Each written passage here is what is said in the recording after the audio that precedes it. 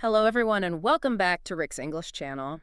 Have you ever felt so exhausted that you wanted to stop studying, stop working, or give up on an important goal? Oh, wow. I mean, that is a feeling almost every single person experiences at some point, right? Yeah, You absolutely. try, maybe for a really long time, but you just can't see the results you want. You look at your books or, your computer and you start to wonder, is this really worth it? Right, it feels terrible. But in our deep dive today, we have a very special mission for you. Today, you are going to learn some highly useful English expressions for talking about exhaustion, Yeah, taking a break, and encouraging yourself during those difficult moments. exactly. And most importantly, you are going to learn the core lesson here. Feeling exhausted does not always mean you should give up. No, it doesn't. In fact, your exhaustion is usually, well, it's kind of lying to you. So true. So, wherever you are right now, I invite you to just take a deep breath. Stay with us. Today, we are going to explore how to navigate those tough moments when you have absolutely zero energy left, without abandoning your dreams. Right. But before we can solve the problem of wanting to quit, we need to look closely at the words we use. We need to accurately define what we are feeling. Vocabulary is so important here. It really is. In English, there's a very important difference between being tired and being exhausted. They definitely feel different. Let's think about a simple example. Let's say you go outside and walk around your neighborhood for 30 minutes. Okay, sounds nice. Yeah, it is a nice day, but you are walking fast. When you come back inside, you might sit down and say, I am a little tired. You just need a short rest, drink a glass of water, sit for 10 minutes, and you are fine. Right, your energy comes back quickly. But now imagine a completely different situation. Imagine you traveled to another country. Oh, traveling is the worst for this. Exactly. You were awake all day long. You slept very badly the night before because you were nervous. You carried heavy bags through a huge, busy airport. And maybe you missed a train. Yes. You had to stand in a long line. When you finally arrive at your hotel room and drop your bags, you are not just tired, you are completely exhausted. Exhausted, yeah, it is a much stronger word. It means your battery is completely It's empty. completely empty. You have absolutely no energy left. In fact, I have no energy left is a fantastic natural English phrase you can use. It perfectly describes that heavy feeling, when your body and your mind just cannot do one more thing. It's a great phrase. And exhaustion is fascinating because it's not just one simple feeling. We often think of it as a physical thing, but there are actually three different types of exhaustion. Right. Physical exhaustion is the easiest one to understand, I think. This affects your physical body, your muscles hurt, your eyes feel heavy. Yeah, like after that long journey with the bags. Exactly. Or if you work an active job like building houses or working in a busy restaurant all day, your body just says, I cannot move anymore. Yes. But what happens when you sit in a comfortable chair all day in a quiet room and you still feel like you cannot move? That is the worst feeling. It is. And that brings us to the second type, which is mental exhaustion. This affects your brain's ability to think clearly or, to concentrate on a task. Or even just to make simple choices. Right. Every time you focus on English grammar or try to translate a sentence in your head, your brain uses real physical energy. After studying for 3 hours, your body might be fine, but your brain is completely out of fuel. Wow.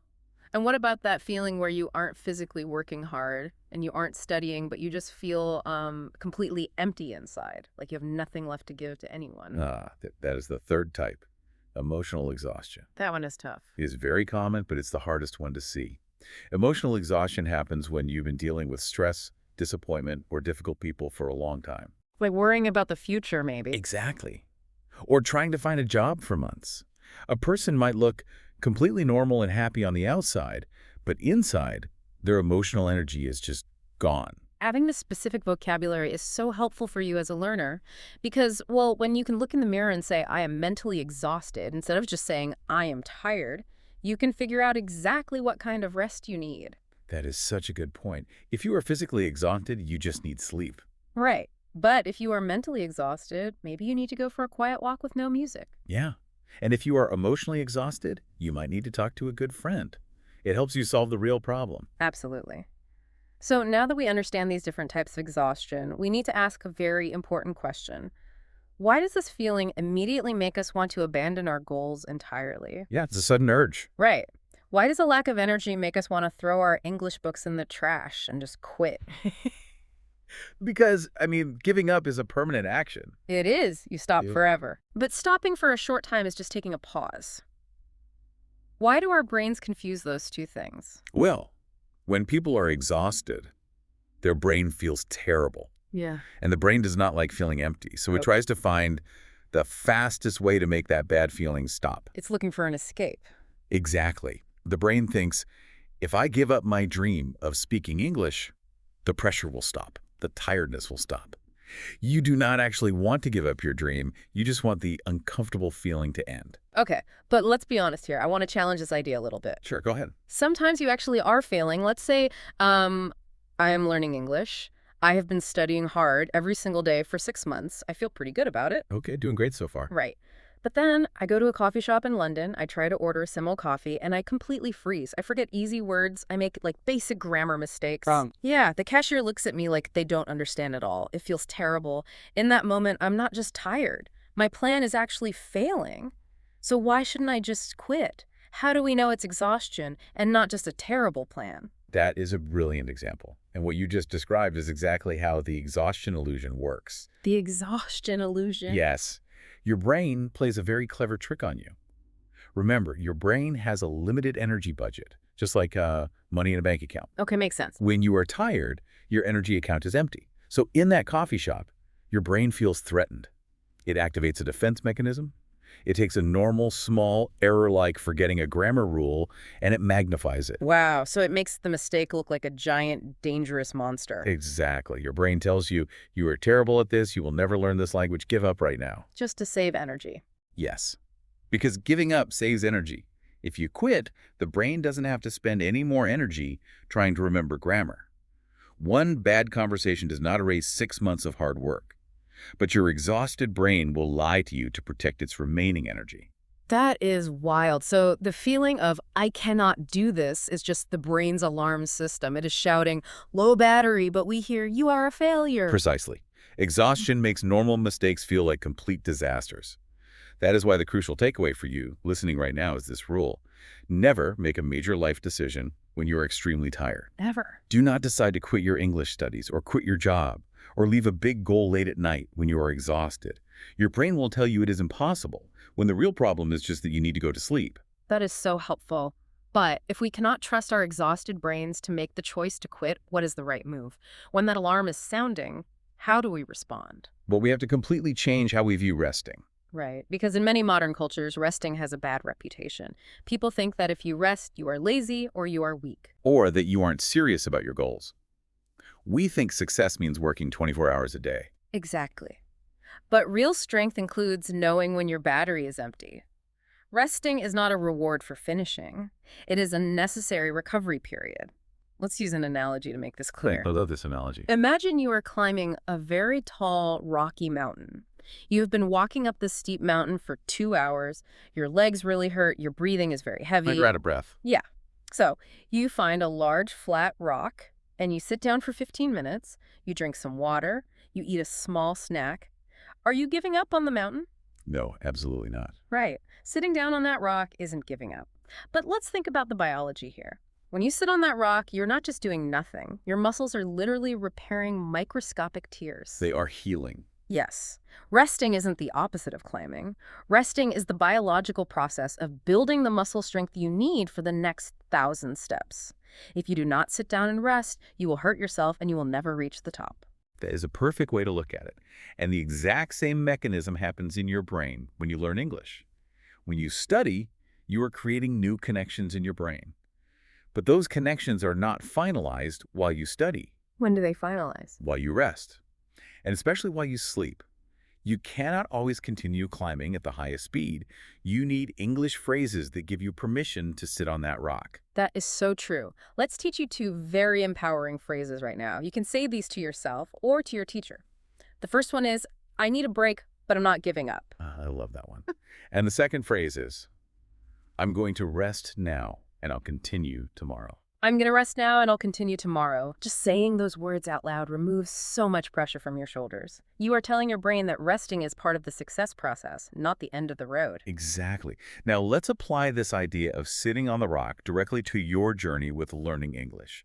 because language learning has a very specific kind of exhaustion. It is a long journey. It really is. And it changes over time. The beginning of learning English is usually very exciting.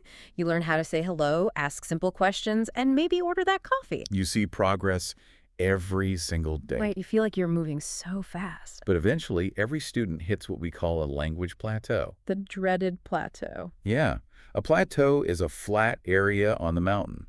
You are walking, but you are not going up anymore. The grammar suddenly gets very complicated. You try to watch a Hollywood movie, and the actors speak so quickly that it just sounds like one long, confusing noise. Like they don't even use spaces between words. Exactly. And you study 20 new vocabulary words on Monday, and by Friday, you have forgotten 15 of them. It is incredibly frustrating. It feels like you are walking through deep mud. You think, I'm studying so much, why is this getting harder instead of easier?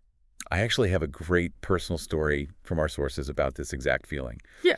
A language student was studying late at night after a very long and stressful day of work. They opened their textbook to read a short article in a foreign language. They read the first sentence, and they just could not understand it. They read it again, still nothing. They felt this overwhelming sense of frustration. They thought, I am just not smart enough for this. I have no talent for languages. I should just stop wasting my time. That is the exhaustion illusion happening right there. The brain was out of money, so it tried to cancel the whole project. Exactly. But this student did something very smart. They stopped and asked themselves a vital question. They asked, am I really unable to understand this, or am I simply exhausted tonight? Wow, that is a brilliant way to handle it. It separates your actual intelligence from your temporary tiredness. It does. The student realized their brain did not need more grammar rules. It needed biological rest. So they closed the book and went to sleep. And what happened the next day? The next morning, with a full battery, they tried reading the exact same article again.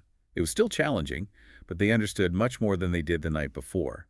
The words actually made sense. That is amazing. And it happens because progress with language learning is often silent. Even when it feels like absolutely nothing is changing, your brain is actively working. Yes, it's working in the background. Right. Every time you listen to an English deep dive like this one, your ears are getting practice. Your brain is getting used to the rhythm of the language. Every time you try to speak, your mouth muscles are getting more comfortable making those new sounds. You might not see a big change today, but the progress is happening silently. So let's talk about what happens next. Yeah. You have taken your break. Yeah. You sat on the rock. How do you get back on track? How do you start studying again without immediately getting exhausted all over again? This is the most practical part. You do it by shrinking your goals and changing the way you talk to yourself. Let's explain why shrinking goals works. When people start studying again, they often make their goals much too big for their current energy level. They look at a mountain and say, I'm going to jump to the top. They say, I'm going to study English for 3 hours every single day. Right, and that sounds very impressive. But after a long day of work, 3 hours feels terrifying to your brain. Because the big goal is impossible, your brain panics, and you end up doing 0 hours. 0 hours. Instead, you need to shrink the goal. Make it tiny. Lower the barrier so your brain doesn't feel threatened. Instead of forcing a 3-hour study session, just do 10 minutes. Just review 5 simple sentences. Yeah, exactly. Instead of telling yourself to read a whole chapter of an English book, just read 1 or 2 pages. Find and underline 3 useful expressions. That is enough. Instead of watching a full 1-hour English video on YouTube, just watch 5 minutes. Write down 1 interesting sentence. These steps might sound too small to be useful. But remember the math. The math. Yeah, 1 small step cannot take you very far. But thousands of small steps, taken day after day, can take you across an entire city. That is so true. And while you're taking those small, safe steps, you must pay close attention to the words you say to yourself in your own head. Think about how you treat your friends. We're usually pretty nice to our friends. Exactly. If your friend makes an English mistake while speaking, you do not point at them and say, you are stupid, you should quit. You say, don't worry, mistakes are normal, you are doing great. But we are so cruel to ourselves. We make 1 mistake and we say, I can't do this, I'm terrible at languages. We have to change this internal voice. I want to teach you the power of 1 tiny English word. The word yet. Y-E-T. Oh, this word completely changes how your brain processes failure. Think about the sentence, I can't speak English. That sentence is a closed door. It sounds final. It sounds like a permanent scientific fact. Yes. But now, just add the word yet to the end of the sentence, I can't speak English confidently yet. Yet opens the door. It leaves space for the future. It tells your brain that you are still in the process of learning. I don't understand this grammar rule yet. I can't watch movies without subtitles yet. It is honest about your current level, but it is also full of hope. It changes your brain's prediction of the future. Right. So small steps keep you moving day to day. They keep you walking. Yeah. But what fuels you over the long term? Over months and years of studying? Small steps aren't enough if you don't know where you are walking. Right. You have to remember your why. You have to remember why you started this journey in the first place. Knowing your why is the ultimate defense against emotional exhaustion. You need to write your personal reason on a piece of paper and put it near your desk or, on your bathroom mirror. Why are you learning English? Is it because you want to travel to New York without feeling nervous? Do you want to get a better job to support your family? Do you want to make friends from different cultures? It does not have to be a big world-changing reason. It just has to be meaningful to you. It has to be something that makes your heart beat a little faster. Yeah, I love that. To illustrate how powerful this is, let's talk about a story from our sources. Let's look at the story of Daniel. Ah, yes, Daniel. Daniel wanted to work for an international technology company. That was his strong why. So he studied English very hard every day for 6 months. And eventually, he got his first job interview in English. But during the interview, the pressure was too high. He became incredibly nervous. It happens to the best of us. It really does. His mind went completely blank. He couldn't remember his vocabulary, and he couldn't answer an important question clearly. He failed the interview and did not get the job. Daniel must have been deeply disappointed. He felt completely emotionally exhausted. His brain probably told him, I studied for 6 months and I still failed. I'm not smart enough. I should just give up on this dream. Yes, that is exactly what his brain did. But Daniel understood the exhaustion illusion. He did not quit forever. Instead, he took 2 full days, completely off. 2 whole days? Yes. He gave himself permission to emotionally rest. He slept, he spent time with a good friend, and he stopped thinking about English completely. He let his emotional battery recharge. That is so smart. And when he came back to his desk on the 3rd day, his mind was clear. The panic was gone. He looked at his failure logically. He wrote down the difficult questions from the interview that he failed. Then he changed his plan. He made his goals much smaller. Instead of studying for hours, he practiced speaking for just 10 to 30 minutes a day. And he recorded his own voice on his phone. Right. So he could hear his mistakes and fix them slowly. Exactly. And 3 months later, he had another interview. Because of his focused, small steps, he was prepared. He was still a little nervous, which is totally normal, but he spoke clearly, and he got the job. Wow, let's analyze why Daniel succeeded. Daniel didn't succeed because he never felt tired. He didn't succeed because he was naturally a genius who never failed. No, he succeeded because when the alarm bells of exhaustion were ringing, he rested. He biologically recovered. Then he learned from his failure, and he made a better, smaller plan. As we wrap up this deep dive, let's remind ourselves of the core lessons we covered today. Rest when you need to rest. If your plan is too hard, change your plan. Make your next step smaller so your brain doesn't panic. Yes. And please do not let one difficult day or one bad conversation define your abilities. And remember to stop comparing your whole, difficult, exhausting real life to the visible, successful parts of someone else's life. When you look at people on the internet speaking perfect English, you only see their success. You do not see the hundreds of hours they spent feeling exhausted, confused, and frustrated. Before we go, I want to leave you with one final thought to think about this week. The moments where you feel the absolute most exhausted, when your brain feels completely empty, those are not the moments where you have reached the end of your limits. They're not. No. Those are the exact moments your brain is physically rewiring itself to get stronger. The exhaustion is proof that you are growing. That is a wonderful way to look at it. And we want to hear from you. What do you usually do when you feel exhausted? And more importantly, what is one small step you will take this week? Will you learn one word? Will you read one page?